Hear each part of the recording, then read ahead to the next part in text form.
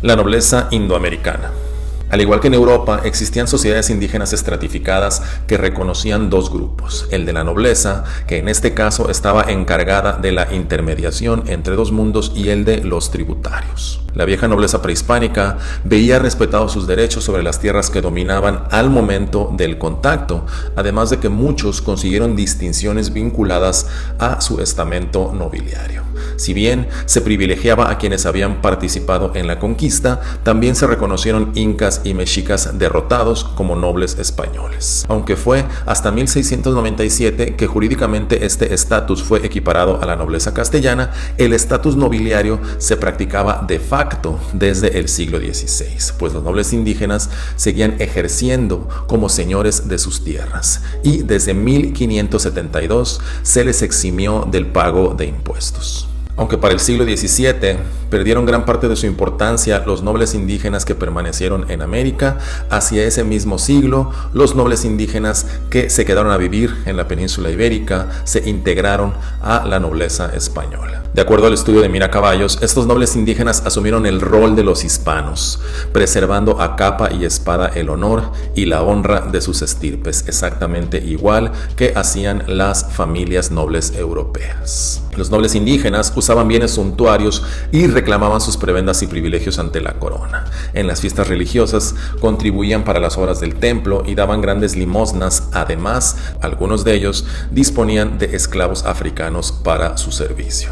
Si bien la nobleza indígena viajaba a España para reclamar sus privilegios, hubo algunos casos curiosos entre los descubridores del Viejo Mundo. Por ejemplo, algunas personas que se hicieron pasar por nobles. Aquí está el caso, por ejemplo, de Bartolomé Inga y Orozco, quien en 1608 alegó una situación de pobreza para recibir una ayuda y costear su viaje de regreso, aunque llevaba un criado español consigo.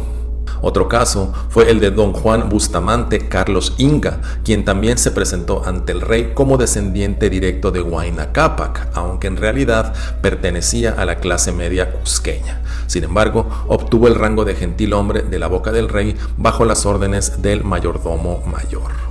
Es decir, se puede ver que quien conocía las leyes castellanas y sabía cómo moverse en la sociedad española de la península ibérica tenía las maneras de aprovecharse del sistema, como ocurre en todas las épocas, e incluso cometer actos de traición como el que veremos a continuación. Paquiquineo era hermano del cacique Achacán de la Florida, bautizado en La Habana por el virrey don Luis de Velasco, de quien adoptó su nombre. A mediados del siglo XVI se embarcó a España y vivió en Madrid como un noble castellano. Le fue otorgada una pensión de 5 reales diarios y se cubrieron altos gastos para que llevara una vida acomodada y de lujos a través del beneficiado de la iglesia de Santa Cruz de Madrid.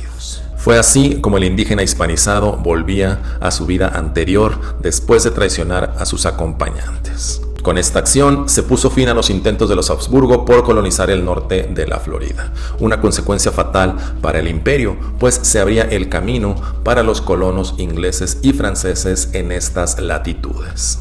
¿Qué te parecieron estos casos de los indígenas americanos descubriendo Europa?